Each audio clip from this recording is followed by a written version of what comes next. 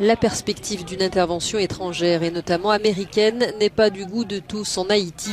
Ces manifestations ont suivi un débat qui s'est tenu au Conseil de sécurité de l'ONU sur le possible envoi d'une force internationale pour sortir le pays du chaos. Les États-Unis travaillent notamment sur une résolution qui autoriserait une mission non onusienne d'assistance pour la sécurité et pour permettre de délivrer l'aide humanitaire. L'idée est soutenue par de nombreux membres du Conseil de l'ONU, mais plusieurs ont émis des réserves, dont la Russie et la Chine. Le chef de l'ONU a lui rappelé l'urgence de la situation. Le port est bloqué par les gangs qui ne laissent pas sortir le carburant et d'autres biens nécessaires au pays. À cause de cela, il n'y a pas de carburant, sans essence, il n'y a pas d'eau potable et il y a le choléra. Haïti est le théâtre de manifestations violentes et de pillages depuis plusieurs semaines après que le Premier ministre a annoncé une hausse des prix du carburant.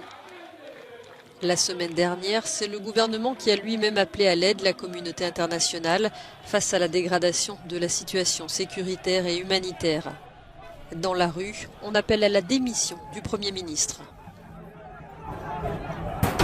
Ce système doit être dissous. Ce pays est littéralement contrôlé économiquement par 5 familles. Nous, le peuple, n'avons presque rien.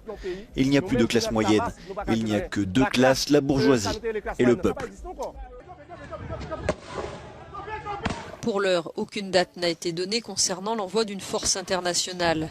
Les États-Unis et le Canada ont annoncé avoir livré ce week-end de l'équipement de maintien de l'ordre pour la police d'Haïti.